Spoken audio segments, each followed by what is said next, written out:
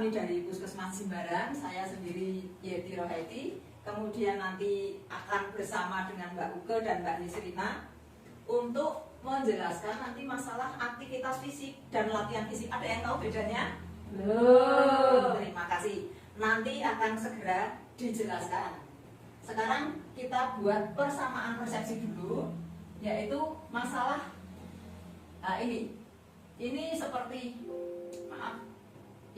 kegiatan kita sehari-hari, banyak di depan meja, kemudian di depan laptop, tetapi posisinya selalu duduk ini dan ini. Mungkin mulai jam 8 pagi sampai jam 4 sore kita akan posisinya seperti ini. Ini termasuk yang kurang aktivitas fisik.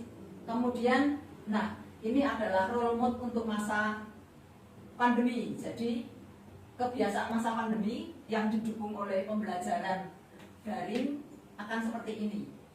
Nanti akan dijelaskan lebih lanjut oleh Mbak Uke. Monggo silakan Mbak Uke. Terima kasih Bu Yeti. Masih semangat ya Bu Ibu? Masih. Kita mulai aja ya Bu Ke. Ini aktivitas fisik ya Bu. Tadi yang belum tahu, aktivitas fisik itu adalah setiap gerakan tubuh yang diakibatkan kerja otot, rangka, dan meningkatkan pengeluaran tenaga serta energi. Nah, apa sih pengertian dari aktivitas fisik dan latihan fisik perbedaannya? Untuk aktivitas fisik itu gerakan tubuh yang dapat meningkatkan pengeluaran tenaga atau energi. Contohnya, misalnya ibu membersihkan rumah, mencuci, menyetrika, memasak, berkebun. Kalau latihan fisik itu aktivitas fisik yang dilakukan secara terstruktur dan terencana, bukan kegiatan sehari-hari ya Bu biasanya. Contohnya jalan kaki, jogging, lebih ke olahraga, tapi olahraga bisa olahraga sederhana, bisa olahraga yang berat ya. Untuk olahraga sendiri itu pengertiannya salah satu bentuk aktivitas fisik yang dilakukan secara terstruktur. Contoh ini seperti sepak bola, bulu tangkis, bola basket, dan tenis meja. Lalu apa sih manfaat dari aktivitas fisik itu? Ada 9 Ibu. Yang pertama mengendalikan berat badan, kayak yang tadi pas di gambar pertama ya Bu, berat badannya sampai obesitas, berat badan berlebih karena kurang aktivitas fisik. Nah, dengan aktivitas fisik bisa mengendalikan berat badan. Yang kedua bisa mengendalikan tekanan darahnya. Yang ketiga menurunkan resiko keropos tulang pada wanita atau osteoporosis. Yang keempat mencegah diabetes mellitus. Yang kelima mengendalikan kadar kolesterol, terus memperbaiki kelenturan sendi dan kekuatan otot, memperbaiki postur tubuh dan mengendalikan stres. Latihan fisik itu akan membuat tubuh bisa lebih sehat dan lebih bugar. Jadi kita misalnya bekerja pun nggak lesu, kayak yang tadi gambarnya cuma duduk aja terus lemes lesu, nggak ada latihan fisik itu jadi nggak seger badannya. Nah, rekomendasinya berapa lama sih aktivitas fisik itu? Bisa dilakukan 30 sampai 60 menit. Itu dalam seminggu sekitar 3 sampai 5 kali diulang. Ngoten nggih. Nah, kita sebelum melakukan latihan fisik harus tahu dulu kondisi kita masing-masing nggih. Jadi disesuaikan kira-kira bisa nggak aktivitas yang berat atau ringan. Nah, itu harus ada pemeriksaan fisik dulu. Jadi misalnya pasien dengan tensinya tinggi ya atau lansia ya, aktivitasnya jangan yang terlalu berat gitu. Kemudian ini kategori latihan fisik untuk individu, keluarga, dan komunitas. Kalau individu minimal 30 menit sehari yang tadi, aktivitas fisik rutinnya sedang, intensitasnya sedang per minggu. Kalau keluarga minimal 1 kali seminggu yang bareng-bareng keluarga gitu. Terus membagi pekerjaan rumah tangga kepada semua anggota keluarga. Kalau posyandu biasanya ada kegiatan olahraga bersama. Di tempat ibu-ibu sudah ada olahraga yang bareng-bareng gitu seminggu sekali atau sebulan sekali ada deh. Ya, itu bagus dilanjutkan ya Bu ya. Terus ini contoh latihan fisik yang dapat dilakukan di rumah. Yang pertama jalan cepat, nggak harus lari, naik turun tangga. Terus hula hoop, apalagi hula hoop di rumah. Olahraganya yang ringan-ringan saja gitu.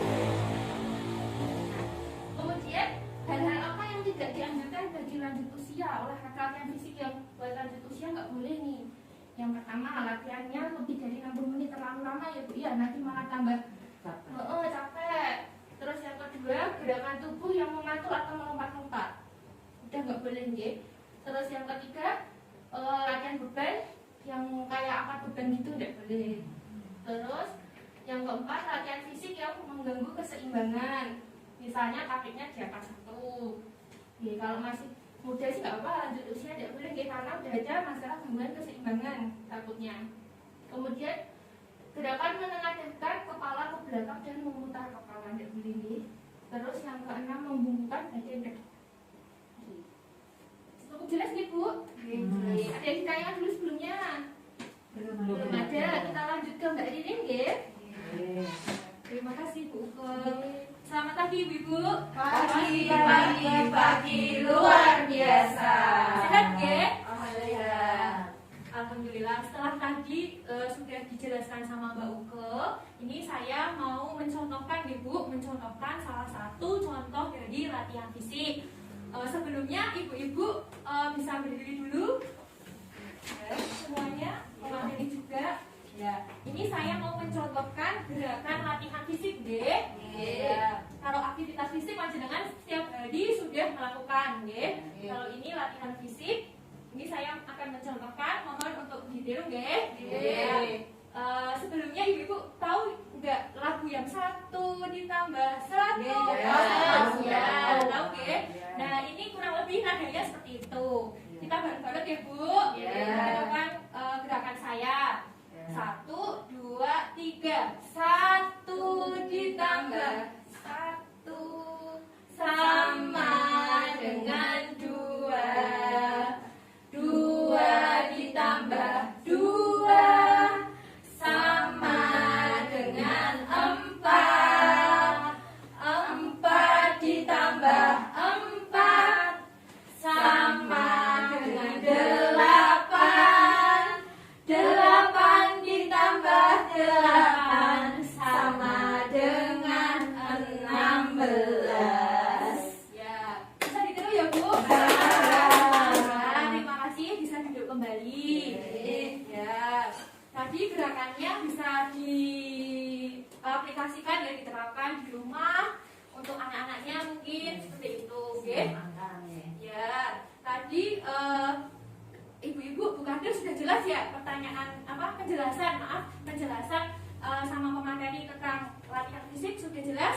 Ya, kalau sudah jelas, saya akan mengecek satu persatu. Ini dengan Bu siapa? Bu Umi nggih? Ngomong dulu. Ya, saya mau memberikan pertanyaan untuk Bu Umi nggih. Ya, untuk Bu Umi kira-kira kapan atau waktu untuk melakukan aktivitas fisik? Berapa jam atau berapa menit? Waktunya berapa? Waktunya 30 sampai 60 menit, 3 sampai 5 kali dalam seminggu. Oh ya, betul. Berarti sudah paham ya Bu? Sekarang dengan Bu Rizka nggih? Ya, Bu Rizka dari Desa Prilen nggih. Ini saya mau ngecek ya Bu, memberikan pertanyaan untuk Bu Rizka. Kira-kira Bu Rizka bisa menyebutkan tidak manfaat dari latihan fisik atau aktivitas fisik? Yang pertama, mengendalikan berat badan, Ya. mengendalikan stres, mengendalikan tensi, Ya. dan mencegah diabetes mellitus. Oh iya, betul. Ya, terima kasih Ibu Kader. Kira-kira seperti itu nggih. Jelas nggih terhadap tadi penjelasan tentang aktivitas fisik maupun latihan fisik. Seperti itu. Terima kasih. Saya kembalikan lagi ke Bu Yeti. Ya, terima kasih semuanya untuk pemateri dan untuk yang sudah hadir di sini, Ibu-ibu kader. Kita sudah refreshing hari ini. Semoga bisa diterapkan di tingkat posyandu masing-masing, ya, Ibu-ibu. Jadi di tingkat RT silahkan nanti kalau ada pertemuan PKK silahkan dibagikan ilmunya. Penutupnya adalah mens sana in corpore sano, mungkin sudah pernah mendengar dulu waktu sekolah. Dalam tubuh yang sehat terdapat jiwa yang kuat. Jadi kalau kita rajin olahraga, insya Allah jiwanya juga sehat. Itu saja penutupnya. Terima kasih sudah memperhatikan, terima kasih sudah rawuh, terima kasih atas atensinya. Sampai ketemu lagi di pertemuan yang akan datang.